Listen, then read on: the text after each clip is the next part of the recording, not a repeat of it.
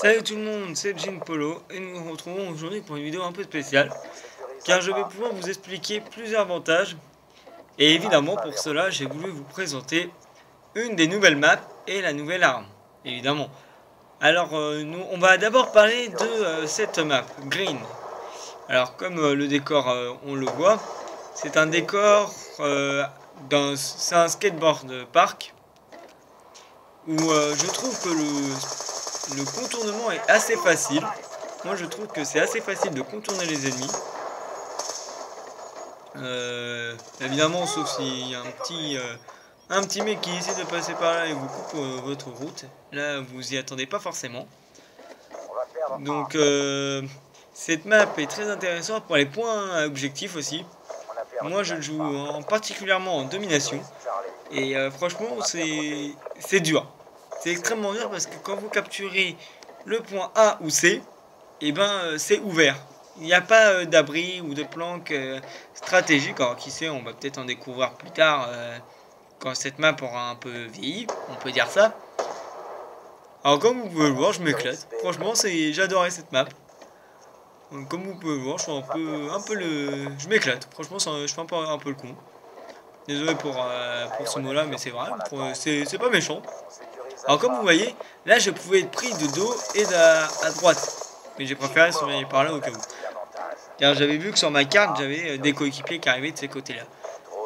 Pareil, B est très dur à prendre. Comme vous voyez, je viens d'éliminer un cas sur B qui était en train de prendre. Et franchement, c'est vrai que c'est dur de prendre B. Mais une fois que vous l'avez, en général, vous le tenez. Bien, nous venons de parler de la map. Maintenant, on va parler un peu de l'arme. Alors, la Peacekeeper, qui est la nouvelle arme. Alors, quand on lit le résumé qu'on a quand on va dessus, on voit que c'est une arme avec la maniabilité et la vitesse d'une mitraillette, mais qui a une sorte de puissance et la portée d'un fusil d'assaut. Et ça, je trouve ça excellent pour ceux qui ne savent pas encore quelles seront leurs catégories d'armes favorites ou quoi que ce soit. Et ben la Peacekeeper est faite pour vous. Car c'est deux catégories en une arme, on peut dire ça. Et franchement, une fois qu'on a trouvé sa classe, ses accessoires, ses atouts, cette arme est une tuerie. Alors comme vous pouvez le voir, j'ai voulu surveiller à partir de C parce que je pensais que les ennemis arrivaient par là. Mais malheureusement, il arrivait du côté et je me suis fait avoir. Et pourtant, comme vous avez vu, il me restait pas grand chose à capturer. Alors j'étais un peu dégoûté. Donc voilà. Maintenant, je vais vous parler de la domination un peu. Car à la fin, je vais faire un score, donc pas terrible. Enfin, pas terrible. Ah, un bon score. Bon, je sais pas comme mon ratio de 16, comme j'ai fait à ma première vidéo. Là, ça sera un plus petit ratio, un ratio de 2,5 environ. Car je voulais vous prouver que c'est pas parce qu'on fait de pas immenses parties qu'on ne peut pas sortir ces grosses torques comme j'ai moi. C'est-à-dire Aéronerf, le Warthog et l'Hotstar. Moi j'ai ces trois-là et pourtant je vous le dis, on va taper par la surprise, mais je vous le dis. Alors là j'ai extrêmement peur. Je sais pas ce que j'ai eu, j'ai eu très peur. Donc excusez-moi, comme j'étais en train de dire, j'ai réussi à débloquer mes 3 scores strike. Désolé pour la surprise. J'ai réussi à les débloquer tous les 3. Pourtant vous avez vu, je me fais quand même bien déglinguer. Voilà. Excusez-moi si je trouve pas vraiment de quoi dire, mais en même temps j'ai déjà dit beaucoup de choses sur ma première vidéo. Comme quoi c'était... Là c'est seulement ma deuxième vidéo sur YouTube, je tiens à préciser, c'est pas immense. J'ai déjà 3 abonnés, je suis quand même content. Alors là j'ai pas compris, moi je suis mort mais pas mon coéquipier. Normal. Mais bon. Donc c'est ma deuxième vidéo sur YouTube, j'espère que ça marchera. Si franchement ça marche, je pense avoir un Elgato. Je pense à m'acheter un Elgato qui a un HDPV, enfin un game capture, un boîtier de capture très bien. Et puis voilà. La qualité évidemment sera mieux. Hein. Alors là vous avez vu, j'étais un petit statique, je me suis mis là. Mon but était de faire un maximum de tirs dans la tête, donc je me suis dit je vais bien essayer de me mettre là pour faire un tir dans la tête. Mais j'ai vu que le match avait fini, alors j'ai dit bon, autant prendre 50 points. Donc je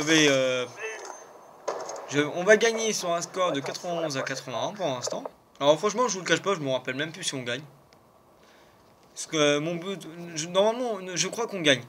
Mais mon but était surtout de vous montrer que je vais réussir à sortir mes scores strike et à aider mes coéquipiers. On va regarder vite fait le score. Je fais du 7-7. Alors comme je fais du... j'en ai tué 7, je suis mort cette fois. Alors c'était pas extraordinaire. Mais justement quand on se dit 7-7 et il va nous faire un ratio de 2,5. Et il va nous réussir à sortir les scores strike. C'est surtout à la deuxième manche que je vais y aller. Voilà, comme je vous l'ai dit, que le contournement était très facile à faire. Vous passez là derrière et vous êtes quasiment en train de contourner. Mais évidemment, comme j'ai dit, il y a toujours un petit malin qui vient vous empêcher de passer. Et ça, c'est un peu énervant. D'ailleurs, je crois que c'est dans cette série que je vais réussir à avoir mon aéronerf. Bah, c'est simple, dès que j'ai mon aéronerf, je sais que c'est là. Je crois que j'en ai eu qu'un. Donc, alors par contre, après pour moi je suis quand même un rentre dedans. Ah bah non, c'était pas là, excusez-moi. Moi je suis quand même un rentre dedans et franchement j'étais... évidemment, c'est pas parce qu'on est un rentre dedans à foncer dans le tas et à vouloir faire le plus gros score qu'il faut mettre des petits scores strike. Moi je mets des gros scores strike, mais évidemment je vais pour un. Mais je fais un minimum attention. Faut bien faire un minimum attention.